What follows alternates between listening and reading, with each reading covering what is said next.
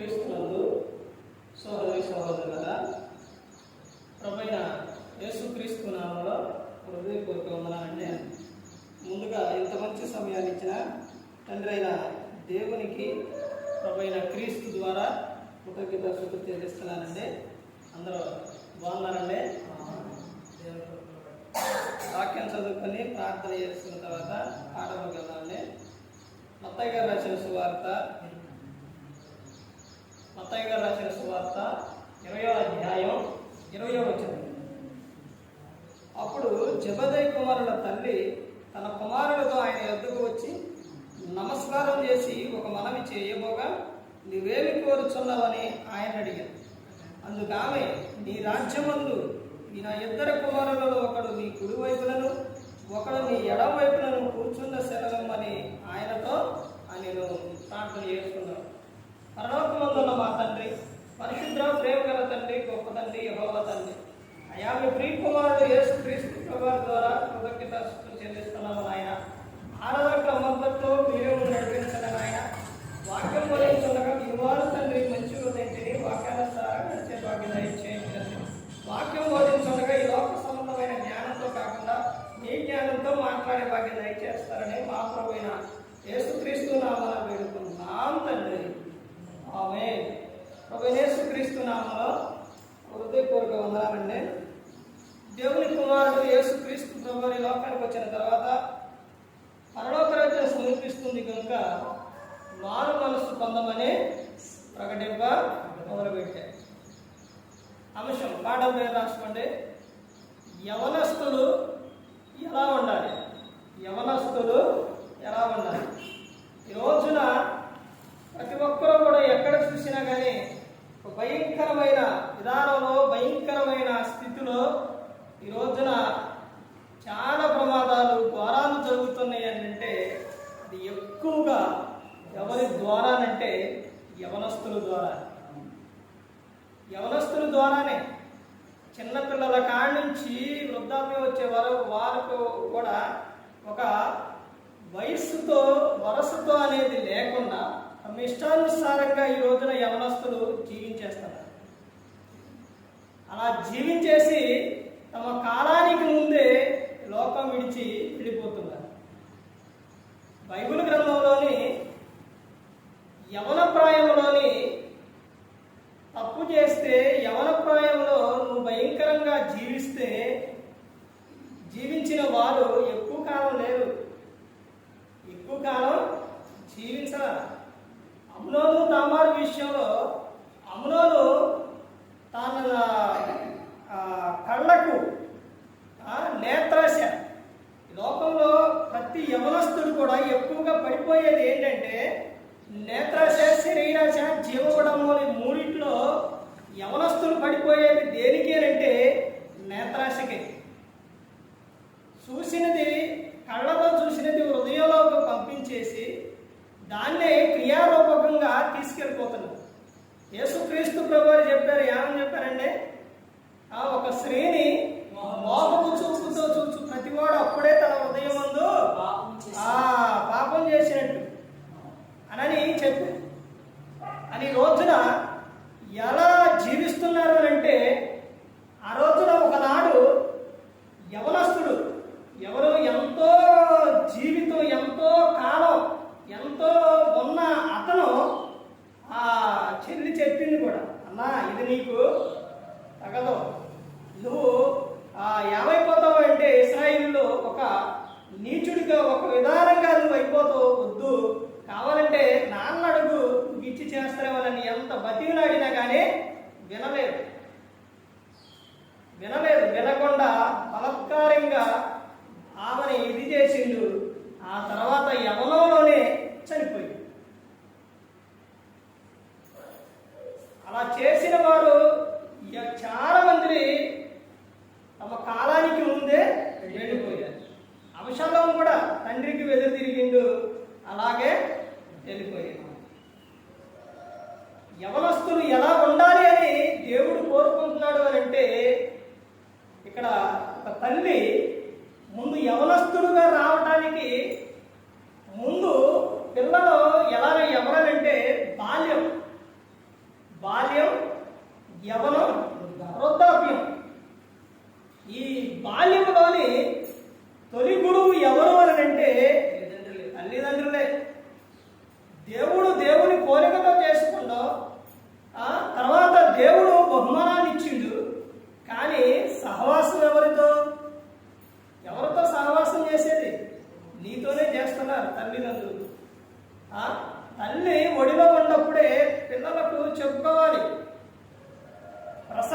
12వ అధ్యాయం ఏమని చెప్తారు?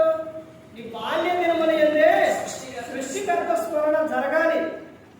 బాల్య దినముల యందే మొక్కై ఉన్నప్పుడే వంచాలి, కానీ వానైన తర్వాత వంగదు. అలాగే చిన్న వయసులో ఉన్నప్పుడే నువ్వు పిల్లలను ఏం చేయాలి? ప్రభు యొక్క శిక్షలో బోధలో పెంచుకోవాలి. అలా కాకుండా చిన్న వయసులోనే మా బాబే, మా కన్నే, మా బుజ్జే అని వాళ్ళు ఏది చేస్తున్నా కానీ గద్దించకుండా వాళ్ళు యవ్వనానికి వచ్చేసరికి వాళ్ళు ఎలా వెళ్ళిపోతున్నారంటే మాకు ఇక ఎదురు లేదు, మాకు ఎదురు చెప్పేవారు లేరు, మాకేంటి అని అగత్యాలకు ఎంతో దుర్మార్గంగా ఈ రోజున జీవించేస్తున్నారు యవనస్తులు. రోజున ఎక్కడ చూసినా ఇది వరకే స్తంభాలకు ఎవరు పుట్టుకులు ఉండే అంటే వృద్ధాప్యలో ఉన్నవారి లేకపోతే పెద్దవారియో ఉండే. కానీ రోజున పుట్టుకులు ఎవరికి కనపడుతున్నాయి? స్తంభాలకే ఎక్కువగా యవనస్తులే కనపడుతున్నాయి. యవనస్తులే దేశంలోని ఎక్కడ చూసినా కానీ ఘోరాలు, భయంకరమైన విధానాలు జరుగుతున్నాయి అనంటే యవనస్తులు అపవాది ఎరలో జీవించేస్తున్నారు. ఇక్కడ తల్లి కనపడుతుంది. ఎవరి తల్లి? జెబెదయి కుమారుల తల్లి. ఆమె ఇద్దరు వాళ్ళేమో చిన్నపిల్లలు కాదండి, పెద్దవాళ్లే. యేసుక్రీస్తు ప్రభువారు శిష్యులు. వారిని అటు ఇంకొకళ్ళని ఒకళ్ళు పట్టుకొని ఒకళ్ళని కుడి వైపున ఒకళ్ళని ఎడమ వైపున ఉండాలి అని యేసుక్రీస్తు ప్రభువారి దగ్గరికి వెళ్ళి ఆ తల్లి కోరుకుంటారు. ఈ రోజున యవనస్తులేరి, యవన ప్రాయంలో ఉన్న పిల్లలేరి, ఎక్కడున్నారు పిల్లలు? లోకంలో లోకాశంతో జీవిస్తున్నారు. దేవుని సన్నిధికి రాకుండా, దేవుని మందిరానికి రాకుండా, క్రీస్తు యొద్దకు రాని వారి పరిస్థితి ఎలా ఉంటుంది అని అంటే భయంకరంగా ఉంటుంది. ఈ రోజున యవనస్తులు మందిరానికి రావట్లేదు, ప్రమాదకరమైన విధానంలో జీవిస్తున్నారు. వ్యసనాలు, తాగటాలు, ఎక్కడ చూసినా పడిపోవటాలు, భయంకరమైన విధానం. ఎందుకనంటే దేవుని యొద్దకు రావట్లేదు. ఆ తర్వాత వివాహమైన తర్వాత కూడా ఈ పురుషులు రావట్లేదు. ఎందుకు? ఎక్కడికి వెళ్ళిపోతున్నారు? లోకానికి, లోకాశలకే వెళ్ళిపోతున్నారు. అందుకని ప్రతి ఒక్కరు కూడా దేవుని సన్నిధానికి రాకుండా, ఆయన యొద్దకు రాకుండా నువ్వు ఎక్కడికి వెళ్ళినా కానీ నీకు సంతోషం అనేది ఉండదు. లోకంలో వాడు నిన్ను ఏం చేస్తావనంటే ఎరలేసి నీకు చూపిస్తావు, ఆనందాన్ని చూపిస్తావు. తర్వాత నీ దేహం పాడైపోయిన తర్వాత ఏంటిదనంటే ఇంకేముంది? చక్కగా చూసావు, ఆనందించావు, ఇక నెక్స్ట్ ఉన్నది ఏంటంటే చచ్చిపో ఇంకా అని చెబుతావు. ఆ చచ్చిపోవడంతోనే, చచ్చిపో అంటంతోనే ఆ తర్వాత ఏం చేస్తారు? పొలానికి కొట్టే పురుగుల మందు, ఫ్యాన్కి ఉరేసుకోను, లేకపోతే ట్రైన్ కింద తలకాయ పెట్టు, ఈ విధంగా చనిపోతారు. చాలా చాలా విధానంగా భయంకరమైన స్థితిలో ఈ రోజున జరుగుతున్నారు. సుమారు 20,000 అత్యాచారాలు జరిగినాయి అంట. సుమారు ఎక్కువ. అంత భయంకరమైన స్థితిలో జరిగినాయి అంటే దానికి కారణం ఎవరు? ఒకటి ప్రధానమైన కారణం ఒకటి ఎవరనంటే తండ్రి, తల్లి. రెండోది యవనస్తులు. తండ్రి, తల్లి ఈ పిల్లలను చిన్న వయసులో నుంచి నువ్వు పెంచుకోవాలా. యవనానికి వచ్చిన తర్వాత నువ్వు చెప్పుకోవాలా, ఇదిగో నాయన ఈ ఏమెవరో నీ సహోదరి, నీ భార్య తప్ప అందరూ కూడా ఎవరో నీ సహోదరులు అని చెప్పాలి అని చెప్పుకోవాలి. కానీ ఈ రోజున చెప్తున్నారా? సామెతల గ్రంథం చదవండి, ఆ తల్లి చెబుతుంది. ఇదిగో 1వ అధ్యాయం మొత్తం కూడా అక్కడ నుంచి ఆ తల్లి చెబుతున్న విధానం ఏ విధంగా ఉంటుందనంటే, కుమారుడికి చెబుతున్న విధానం ఎలా ఉంటుంది అంటే, ఇదిగో నాయన నువ్వు పాపులు నిన్ను ప్రేరేపింపగా దండకు. నీ సహవాసం ఎవరితో? ఎప్పుడైనా అడిగారండి? పిల్లలను అడిగారా? కాలేజీకి వెళ్ళి వస్తున్న పిల్లలను కానీ, ముందుగా స్కూల్కి వెళ్ళి వస్తున్న పిల్లలను కానీ నువ్వు ఎవరితో సహవాసం చేస్తున్నావు, ఎక్కడికి వెళ్తున్నావు, ఎవరితో మాట్లాడుతున్నావు అని ఎప్పుడైనా అడిగారా? అసలు పట్టించుకోవడం ఉందా? ఏమీ ఉండదు. వాళ్ళు వస్తారు, మరణ వాళ్ళు ఏం చేస్తారు? ఇంటికాడ తలుపు వేసుకొని చూస్తారు. నువ్వు లోపల ఏం చేస్తున్నావు, బయటికి రా, అసలు నువ్వేం చేస్తున్నావు అని ఏ తండ్రి అయినా అడిగిద్దండి? ఏ తండ్రి అయినా పట్టించుకుంటారండి? పట్టించుకోవడం లేదు. ఆ ఫోన్లో షార్టింగ్లు, ఈ రోజున ఫోన్ వచ్చేసరికి భయంకరమైన విధానం అనేది ఆ ఫోన్లో చూడటం. చిన్న పిల్లల కాడి నుంచి యవనస్తుల వరకు ప్రతి ఒక్కరూ ఫోన్లో అసభ్యకరమైనవి చూడటం, తర్వాత దాన్ని ఏం చేస్తున్నారు? ఆ క్రియారూపకంగా తీసుకెళ్ళిపోతున్నారు. ఫోన్లో అసభ్యకరమైనవన్నీ చూడటం, తర్వాత దాన్ని క్రియారూపకంగా తీసుకెళ్లి భయంకరమైన స్థితిలోకి వెళ్ళిపోతుంది. ఈ తల్లి యేసుక్రీస్తు ప్రభువారి దగ్గరికి ఇద్దరిని తీసుకొచ్చి, అయ్యా నా పిల్లలు ఎక్కడ ఉండాలి అని అంటే, ఒకరు ఎక్కడ ఉండాలి? నీ కుడి వైపునను ఎడమ వైపునను అక్కడ ఉండాలయ్యా అని కోరుకు. ఒక తల్లి కోరుకోవాలి, నా పిల్లలు బాగుండాలి, పరలోకంలో ఉండాలి, ఆనందంగా ఉండాలని కోరుకోవాలి. అలా కోరుకోవాలని తల్లి ఏం చేస్తుంది అంటే, పిల్లల్ని ఎక్కడ తీసుకొస్తుంది? మందిరానికి తీసుకొస్తుంది. యేసుక్రీస్తు ప్రభువారి యొద్దకు తీసుకొస్తుంది. ఎంతోమంది తల్లులు, ఎంతోమంది వ్యక్తులు బైబిల్ గ్రంథంలోని యేసుక్రీస్తు ప్రభువారి దగ్గరకు తమ పిల్లలను తీసుకొచ్చారు. ఆ తీసుకొచ్చిన సందర్భంలోనే శిష్యులు ఆటంకపరిస్తే యేసుక్రీస్తు ప్రభువారు కోపడ్డారు. వారిని ఆటంకపరచొద్దు, వారిని నా యొద్దకు రానియుడి అని చెప్పారు. యవనస్తులు ఎలా ఉండాలి అని అంటే, తర్వాత చూడండి కొన్ని విషయాలు చూసి ముగిస్తాను.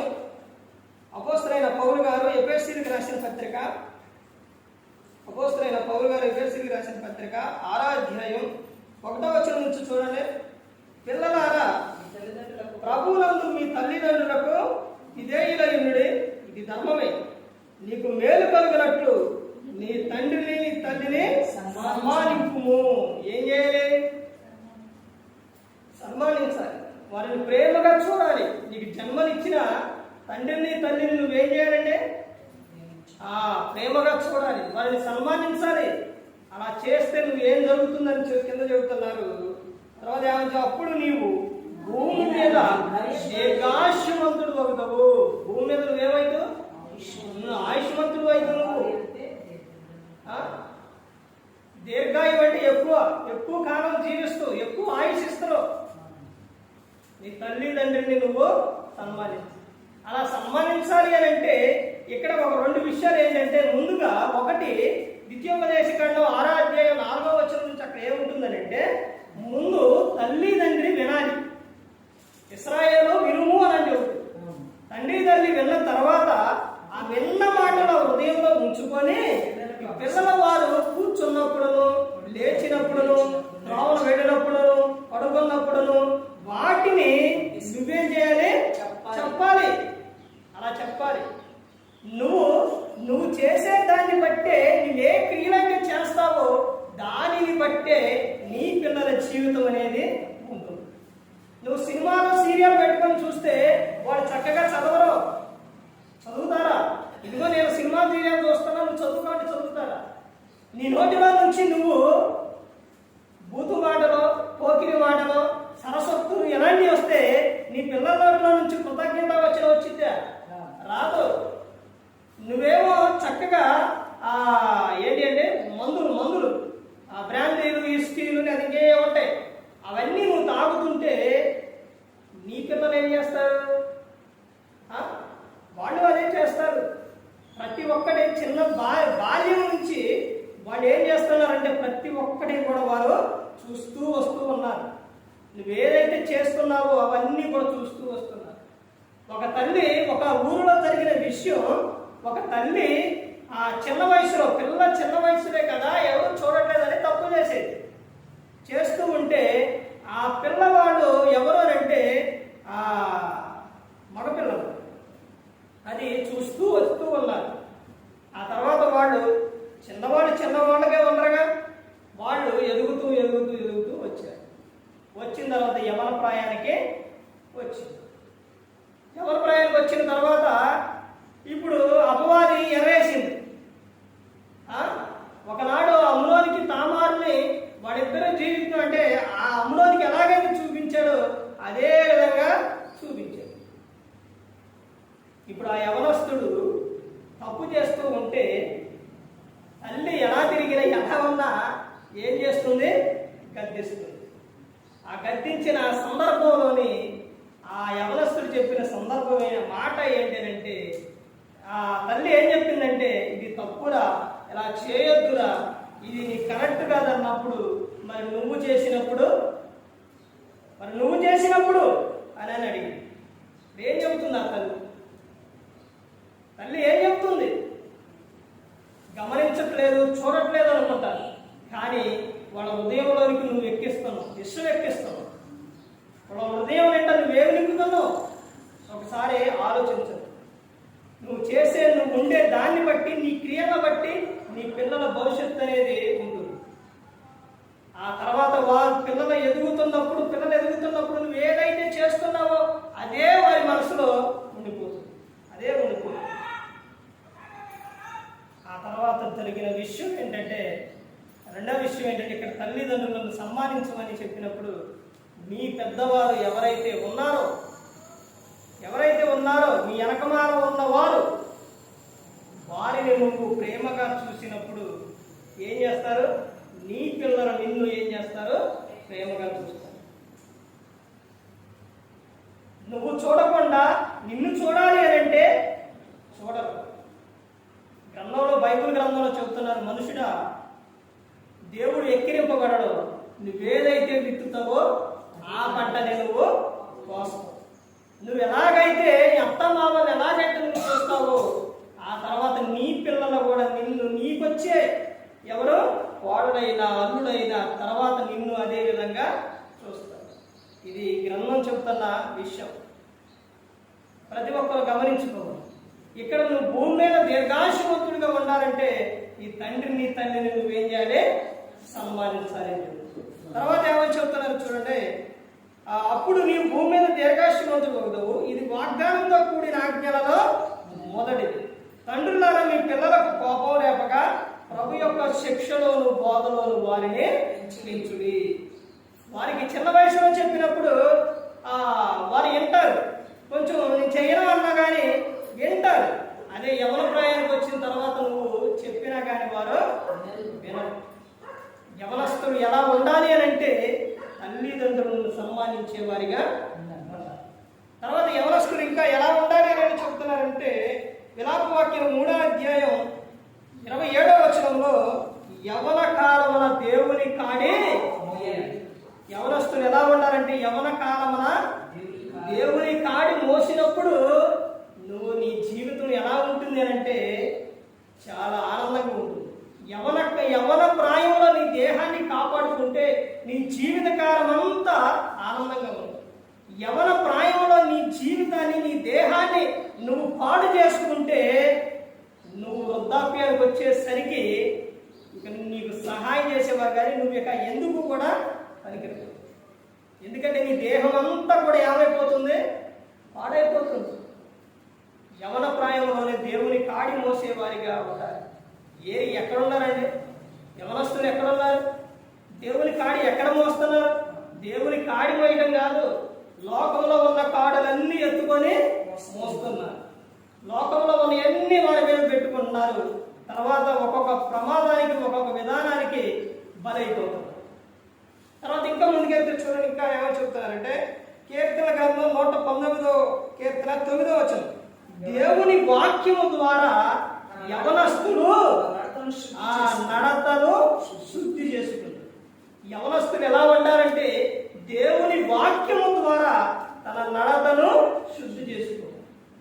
ఆ దేవుని వాక్యాన్ని తండ్రి తల్లి బాల్యంలో నుంచి తర్వాత యవనానికి వచ్చిన తర్వాత వారికి చెప్పుకోవాలి. ఇదిగో నాయన, ఈ వాక్యము, ఈ గ్రంథం నీలో ఉంటే నువ్వు తప్పు చేయకుండా, నువ్వు లోకాశకు వెళ్ళిపోకుండా ఉంటుంది నాయన, ఉంటావు నాయన అని చెప్పుకోవాలి. యేసుక్రీస్తు ప్రభువారు 12వ సంవత్సరాన ఆయన యెరూషలేమునకు వెళ్ళినప్పుడు అక్కడ వాళ్ళు అడుగుతున్న పెద్దలు ఎవరైతే ఉన్నారో, ప్రవక్తలు వాళ్ళు ఎవరైతే ఉన్నారో అక్కడ ఉన్నవారు, వారు చెబుతున్న మాటకు తిరిగి మరలా ఈయన అడిగేవాడు. యేసుక్రీస్తు ప్రభు ఆయన 12వ సంవత్సరం నుంచి ఎంత ఇదిగా ఉన్నారు యేసుక్రీస్తు ప్రభు. తర్వాత లూకాసు సువార్త అంటే 52వ వచనం, యేసు జ్ఞానమందును వయస్సునందును దేవుని దయందును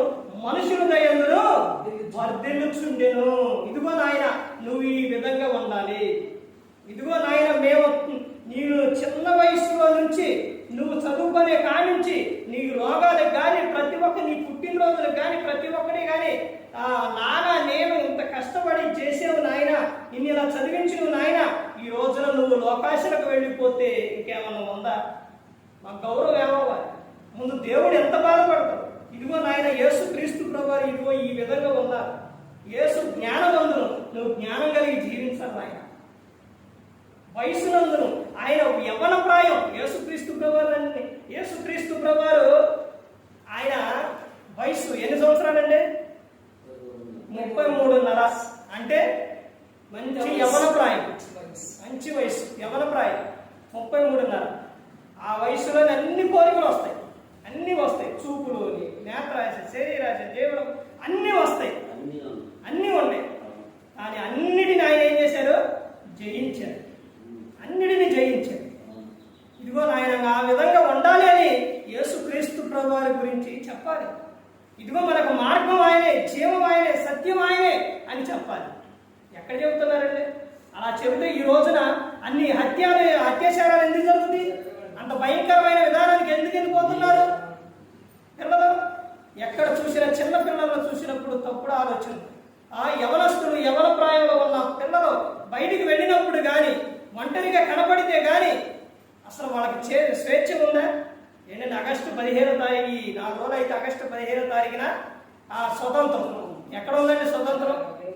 పేరుకు మాత్రం స్వతంత్రం. ఏడాది స్వతంత్రం. ఆడపిల్ల బయటికి వెళ్తే స్వతంత్రం ఉందా? స్వేచ్ఛ ఉందా? ఎక్కడుంది? ఈ రోజున ఆ స్వేచ్ఛ అనేది మహానుభావులు ఆ రోజున వాళ్ళు కష్టపడ్డారు. స్వతంత్రం తీసుకురావడానికి ఎంతో కష్టపడ్డారు, తీసుకొచ్చారు. కానీ ఈ రోజున తల్లి తండ్రి ఆ స్వేచ్ఛ అనేది, ఆ స్వతంత్రం అనేది లేకుండా చేసేస్తున్నారు. కారణం వాళ్ళే, ప్రధానమైన కారణం తల్లిదండ్రే. పిల్లలు పాడైపోవడానికి ఎవరోనంటే వారే. బైబిల్ గ్రంథంలో ఉన్న వారు కూడా వాళ్ళే. తర్వాత ఇంకా ముందుకెళ్తే చెబుతున్నారు కదా, ఇంకా ఏమని చెబుతున్నారు? యవనస్తులు ఎలా ఉండాలి అంటే 1 తిమోతి 4:12 యవనస్తులు జాగ్రత్తగా ఉండాలి. ఎలా ఉండాలండి? జాగ్రత్తగా ఉండాలి. ప్రతి ఒక్క విషయంలో, నీ చూపు విషయంలో, నీ మాట విషయంలో, నీ నడక విషయంలో, నీ ఆలోచన విషయంలో, ప్రతి ఒక్క విషయంలో జాగ్రత్త కలిగి ఉండాలి. భక్తులు చెబుతున్న విషయం, నా చూపుని కాపాడు ప్రభువా, నా చూపు వేరేకెళ్ళి వెళ్ళిపోకుండా కాపాడు ప్రభు అని భక్తులు ప్రార్థన చేస్తారు. పిల్లల నిమిత్తం ఈ రోజున ప్రార్థన చేసేవారు ఉన్నారా? యోబు గ్రంథం ఎప్పుడైనా చదివారంటే చదివారా? యోబు గ్రంథం 1వ అధ్యాయంలో యోబు గారు పిల్లల నిమిత్తం ఏం చేశారు? నిత్యము కూడా దహన బలులు అర్పించేవారు. అక్కడ ఉన్నవారు ఎవరో తెలుసండి? అక్కడ చదివినప్పుడు మీకు చాలా జాగ్రత్త చదవాలి వాక్యం. అక్కడ ఉన్నవారు ఎవరో తెలుసండి? యవనస్తులు పురుషులు, వాళ్ళు యవనస్తులు పిల్లలు ఉన్నారు. యోబు గారికి అక్కడ ఉన్నవారు ఎవరు అని అంటే వాళ్ళ కూతుర్లే. అంటే వీళ్ళకి ఏమవుతారంటే సిస్టర్స్ అవుతారు, అక్కలు అవుతారు, చెల్లెలు అనుకోండి. కానీ వాళ్ళు అక్కడ ఉన్నప్పుడు యోబు గారు నిత్యము కూడా వారి నిమిత్తం దహన బలులు అర్పించారు. ఎందుకు అర్పించారు? అక్కడే ఉంటుంది. వాళ్ళ హృదయంలో పాపం చేసి ముందురేమో, దేవుని దూషించారేమో అని ఏం చేసేవారు? పాపం చేసేవారు. కానీ ఈ రోజున చూడండి, కంటికి కనబడుతుంది. ఆ రోజున కనపడకుండానే చేసి ఉంటారు, ఆలోచన వచ్చిందేమో అని ఆయన ప్రార్థన చేసి దహన బలులు అర్పించారు. కానీ ఈ రోజున చేస్తూ ఉన్నా కానీ పట్టించుకొని తల్లిదండ్రులు ఎవరైనా ఒక 10 మంది వచ్చి ఇంటికి వచ్చి ఇదిగో ఇలా చేస్తున్నారంటే ఏమంటారు? ఎందుకురా ఇలా చేస్తావు అని గద్దించడం కాదు. ఏం చేస్తారు అంటే ఆ పిల్లల మీద ఏం చేస్తున్నారు? వీళ్ళు నిందలేస్తున్నారు. వారవలేక అసూయ, సపోర్ట్ చేస్తారు. ఎలాంటి విషయం రేపు పొద్దున ప్రమాదం జరిగిన తర్వాత అప్పుడు తెలుస్తుంది. ఇంకొక విషయం ఏంటంటే అంతా అయిపోయిన తర్వాత ఏంటో సామెత చెప్తారు పెద్దలు, ఏంటది? చేతులు కాలిన తర్వాత ఆకులు పట్టుతారు. అంటే అంతా అయిపోయిన తర్వాత ఏం చేస్తారంటే ఎవరైనా ఏదైనా చెప్పినా చూసినా తల్లిదండ్రులు అప్పుడు ఏం చేస్తారంటే ఎందుకు బ్రతుకుతారా, ఎందుకు బ్రతుకుతున్నావు? లాస్ట్లో వచ్చే మాట ఏంటి? ఈ మాట. దానికి వాళ్ళు ఏం చేస్తారు? ఇక ఏం చేస్తారు? వెళ్ళిపోయాక చనిపో. అలా జరిగిన సందర్భాలు చాలా ఉన్నాయి.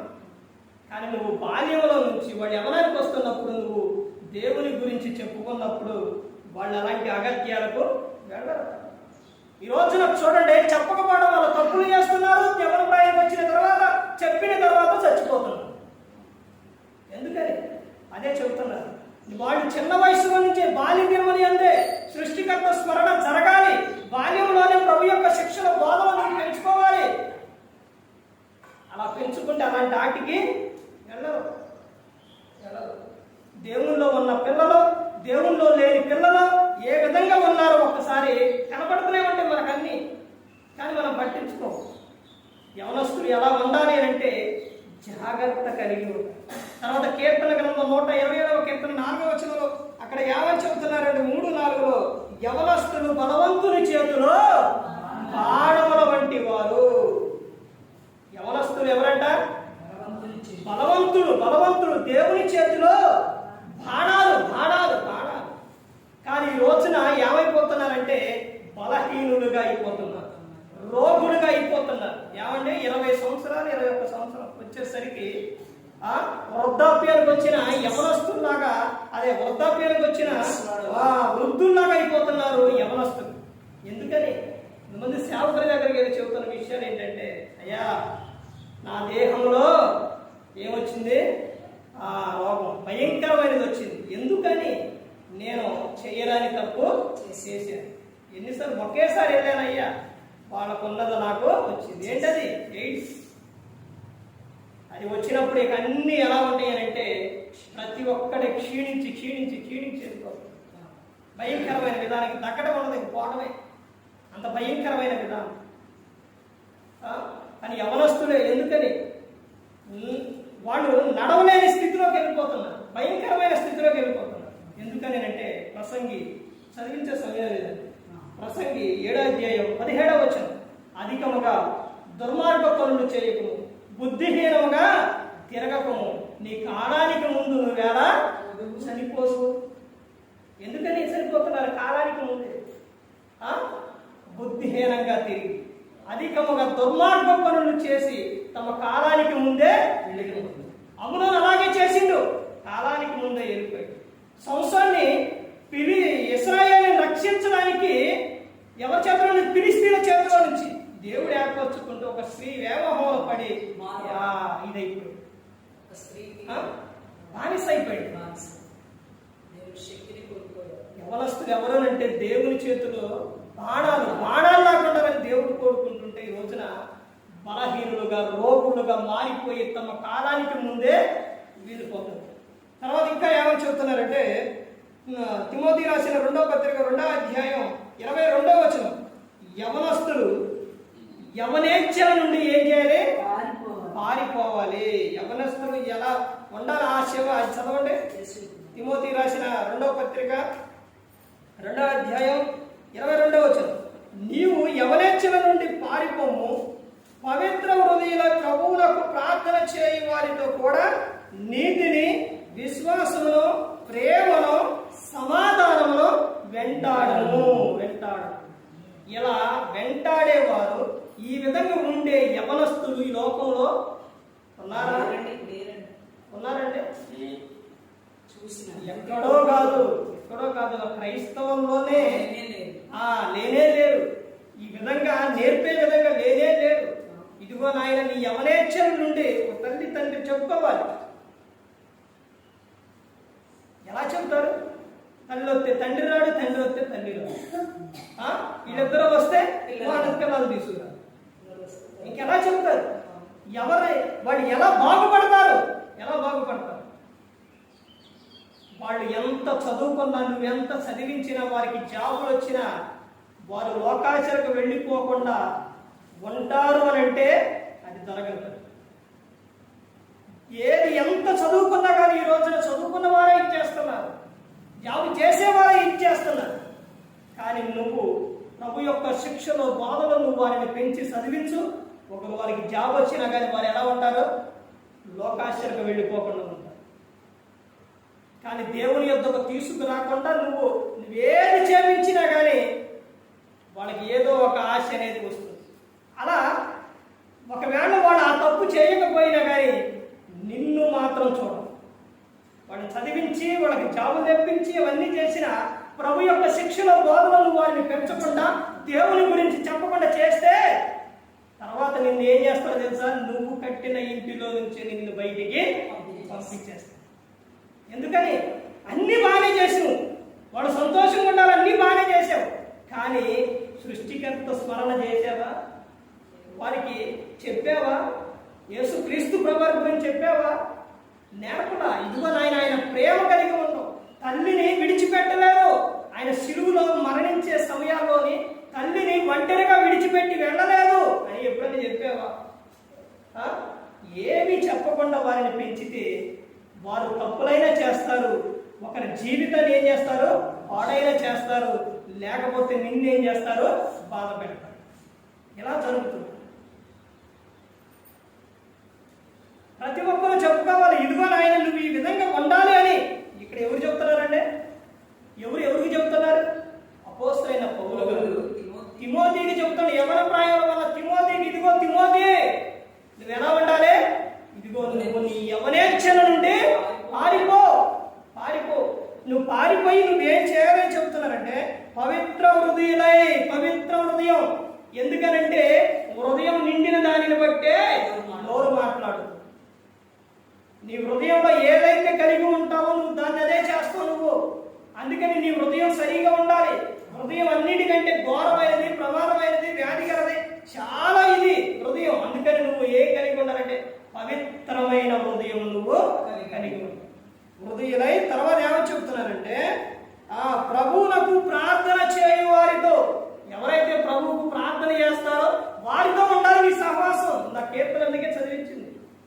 ఇదిగో నాయన నువ్వు దుష్టుల ఆలోచన చొప్పున నడవక, పాపుల మార్గంలో నిలవక, అపహాసులు కూర్చుండక. ఇది ప్రతి ఒక్క క్రైస్తవుడికి, క్రీస్తులోకి వచ్చిన బాప్తిసం పొంది వచ్చిన ప్రతి ఒక్కరు కూడా కంఠస్థ వాక్యంగా రావాలి, హృదయంలో ఉండాలి. ఇదిగో నాయన నువ్వు అలా ఉండొద్దు అన్నప్పుడు మరి ఏం చేయాలి? ఏం చేయాలమ్మా? డాడీ ఏం చేయాలి, నాన్న ఏం చేయాలని అడుగుతారు కదా. అప్పుడు నువ్వు చెప్పాలి, యెహోవా ధర్మశాస్త్రం ఆనందించు, దివారాత్రము దానిని ధ్యానించువాడు ధన్యుడు నాయన. ఇదిగో నాయన నువ్వు ఈ వాక్యాన్ని ఏం చేయాలి? ధ్యానించాలి. ఈ వాక్యం నీ హృదయంలో ఉండాలి అనేది ఈ గ్రంథాన్ని ఇవ్వాలి. కానీ పుట్టినరోజులకు లేకపోతే బహుమతులుగా ఏమేమి ఇస్తారు? ఎన్నెన్నో తీసుకొచ్చిస్తారు. ఈ గ్రంథాన్ని ఇస్తారా? ఈ రోజున ఇక ఈ గ్రంథాన్ని ముందు కొనలేరు. జాగ్రత్త, గ్రంథాలు ఉన్నాయి, ఇక దొరకవు, రావట్లేదు, తక్కువ, కొనడం కూడా ఇక అలవాటు. అందుకని జాగ్రత్త కలిగి ఉండాలి. ఒకనాడు ఇచ్చారు, ఇప్పుడు కష్టమైంది, ఇప్పుడు చెబుతున్నారు వాక్యం, తర్వాత మీకు దొరకాలన్నా కానీ కష్టం, ఎత్తుకులాడినా దొరకదు.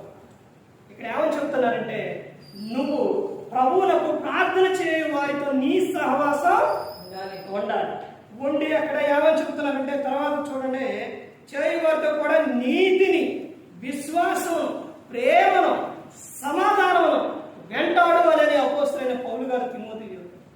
మరి ఈ రోజున యవనస్తులుగా, యవన ప్రాయంలో ఉన్న పిల్లలకు తల్లిదండ్రులుగా చెప్పుకుంటున్నారా? చెప్పుకోవట్లేదు. కొన్ని కుటుంబాల్లో చూడండి, తండ్రి కొడుకు కలిసి ఇద్దరు ఎదురు బదులుగా తాగుతారంట. ఆ తాగుతురు నువ్వేదో అంటూ వాడు తాగేమంటాడుగా, ఇద్దరు కలిసి కర్రలు తీసుకుని బాధపడతారు. తర్వాత ఇంటి పరువు బయట వెళ్ళిపోయింది, పరుగు పోయింది. కారణం ఏంటి? అంత గాడికి తెచ్చుకుంది ఏంటి? నీ కొడుకే నీ మీద తిరగబడే విధంగా తెచ్చుకుంది ఎవరు? నీవే. నీ కొడుకు పాడైపోవడానికి కారణం నువ్వే, నీ మీద తిరగబడ్డానికి కారణం నువ్వే. వాడు బాగుపడాలన్నా చెడిపోవాలన్నది నీ చేతిలోనే ఉంది. తర్వాత ఇంకా ఏమని చెప్తున్నారంటే చూడండి, 1వ యోహాను 2వ అధ్యాయం 13-14 వచనాల్లో యవనస్తులు ఎలా ఉండాలని చెప్తున్నారంటే యవనస్తులు దుష్టుని జయించాలి. అంటే పాపాన్ని నువ్వేం చేయాలి? జయించాలి. నువ్వు పాపాన్ని నువ్వు జయించకపోతే పాపం ఏం చేస్తుందంటే నీ పీక పట్టుకుంటుంది. పాపం వలన వచ్చు జీతం ఏంటి? మరణం. మరణానికి నువ్వు వెళ్ళిపోతావు. నీ కాలానికి ముందే ఇలా చనిపోతావు. తర్వాత ఈ లోకం విడిచిన తర్వాత నరకానికి వెళ్ళిపోతావు. అందుకని ప్రతి ఒక్కరు గమనించుకోవాలి. యవనస్తులు ఎలా ఉండాలి అని అంటే బలవంతుల చేతిలో బాణాలులాగా ఉండాలి, పాపాన్ని జయించే వారిగా ఉండాలి. తర్వాత యవన ప్రాయంలో దేవుని కాడి మోసేవారిగా ఉండాలి, తల్లిదండ్రులను సన్మానించే వారిగా ఉండాలి.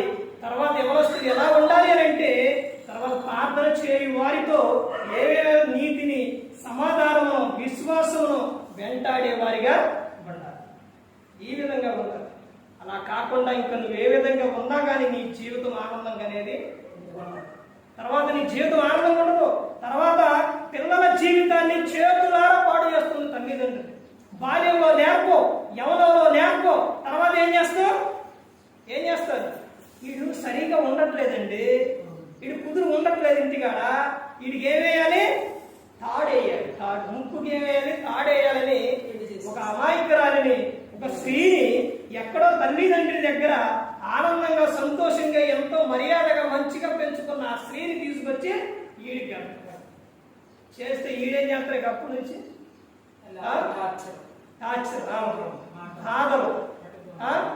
ఇక్కడ ఆమె బాధపడింది, అక్కడ వారి తల్లిదండ్రులు బాధపడు. చిన్నపిల్లల విషయాల్లో ఆడపిల్లల విషయాల్లో ఆడపిల్ల ఏడిస్తే తల్లిదండ్రులకి కళ్ళ ముందు తిరిగి వస్తాయి. ఏడుస్తూ ఉంటే బాధ తట్టుకోలేదు. అంత విధంగా ఆడపిల్లనే పెంచుకుంటారు, అంత విధంగా. కానీ ఆ తర్వాత ఒక మూర్ఖుడికి ఇచ్చి చేస్తే ఎంత ప్రమాదం, ఎంత భయంకరంగా ఉంటుందో ఒక్కసారి ఆలోచించు. నీ కొడుకు మూర్ఖుడుగా ఆ స్త్రీని బాధ పెట్టే విధంగా తయారవుతున్నాడంటే ఎవరు కారణం ఏంటి? ఎవరు? నువ్వే. తల్లి నువ్వే, తండ్రి నువ్వే. తర్వాత ఆమెకు ఆనందం ఉండదు.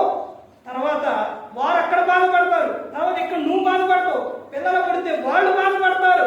ఎంత కారణం? వాడు ఆ విధంగా అయిపోవడానికి కారణం ఎవరంటే తల్లిదండ్రి.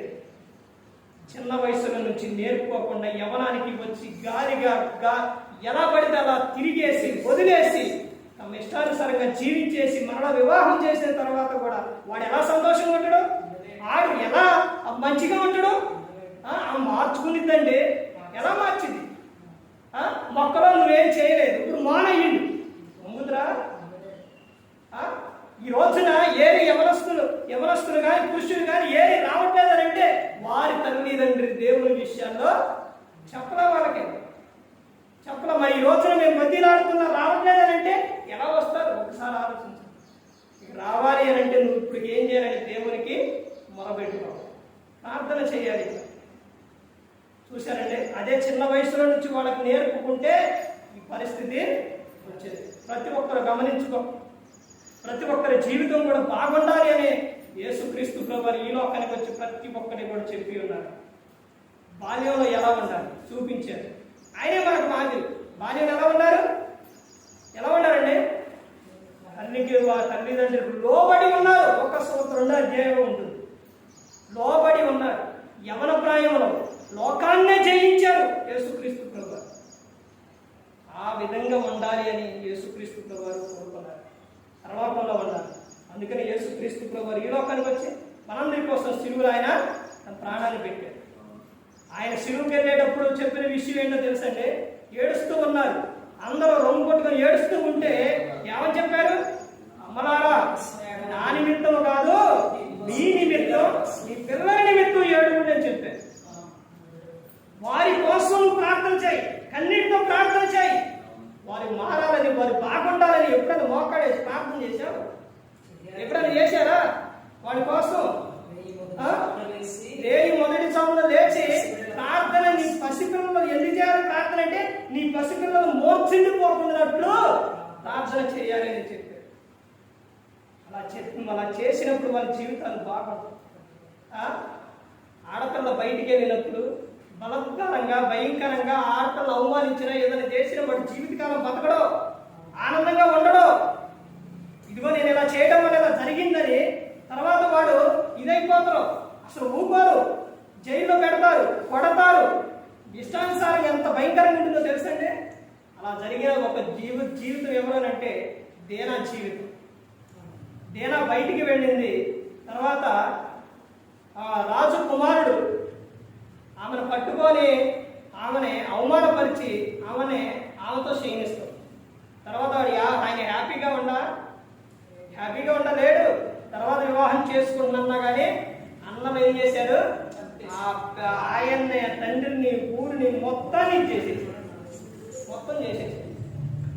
అలాంటి పాపం చేసే జీవితంలో పాపం చేసే వారికి ఆనందం అనేది ఉండదు. ప్రతి ఒక్కరు గమనించుకోవాలి.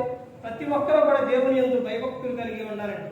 అలా ఉన్నప్పుడు ప్రతి ఒక్కరు కూడా పరిశుద్ధంగా నీతిగా హృదయశుద్ధిని కాపాడుకుంటూ క్రీస్తును పోలి నడుచుకున్నప్పుడు లోకం విడిచిన పరలోకానికి చేరుకుంటారు. మరి ఈ విధంగా నిలబెట్టి మాట్లాడించిన తండ్రి అయిన దేవునికి కృతజ్ఞతాస్తుతులు చెల్లిస్తూ ఎంతవరకు శ్రద్ధగా ఉన్న మీకు ప్రభు పేరిట హృదయపూర్వకంగా చెల్లిస్తూ మాటలు ముగిస్తున్న అందరికీ